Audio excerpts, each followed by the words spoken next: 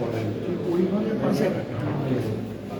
এত কোটি মানুষের মধ্যে কয়েকজন সায়েন্টিস্ট বাইরে গেছে এইগুলো যাবে, এগুলো ওই যে মানে একটা ঝাঁকনি করতে গেলে কিছু বইলে পড়ে এগুলো যাবে এবং আবার হয়তো ফিরে আসবে।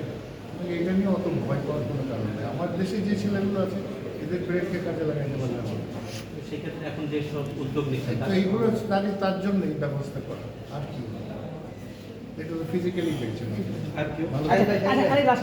আমরা বিভিন্ন প্রকল্প দেখি যে অনিয়ম হয়, এই প্রকল্পে সবকিছু ঠিকঠাক চলতেছে না কি আসলে আপনি কি এটা তদন্ত করছেন?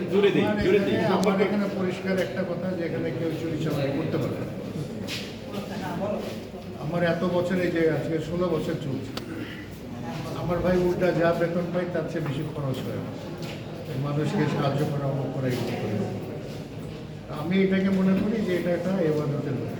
মানুষকে সাহায্য করার জন্য আমি ব্যক্তিগতভাবে আমার এত টাকা নাই যে আমি মানুষকে আমি সাহায্য করতে পারবো, কিন্তু একটা সরকারের মন্ত্রী হলে ওই সুযোগটা হয়।